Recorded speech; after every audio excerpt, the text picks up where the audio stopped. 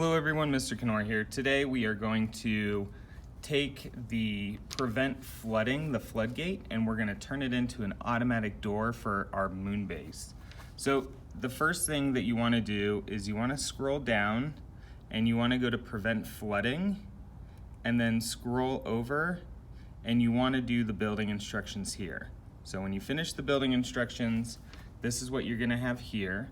And then to make this an automatic door, we're gonna want the motion sensor, the one that has the eyes, and just these two pieces just so that it kind of looks nice. What I'm gonna do, I'm gonna pull off the door. Remember that just kind of slides right out.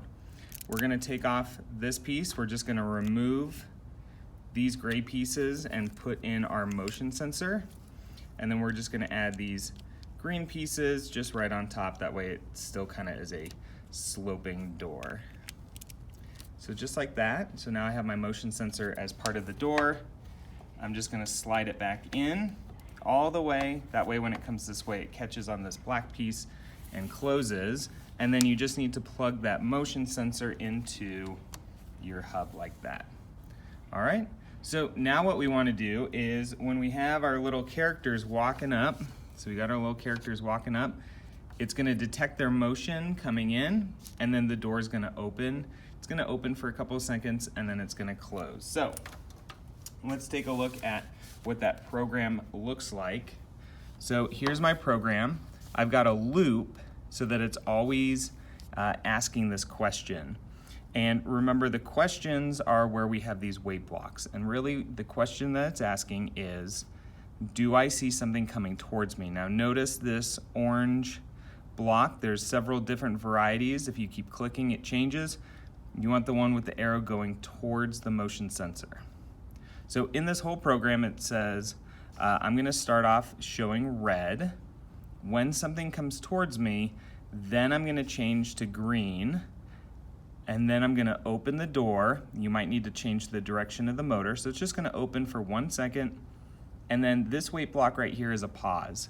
So it's just gonna pause the program for 3 seconds. That's gonna allow my little minifigures to walk on through the door. And then we go the opposite direction to close the door for a second, and then it loops back to the beginning. Remember, this is a question right here, and it's saying, do I see something come towards me?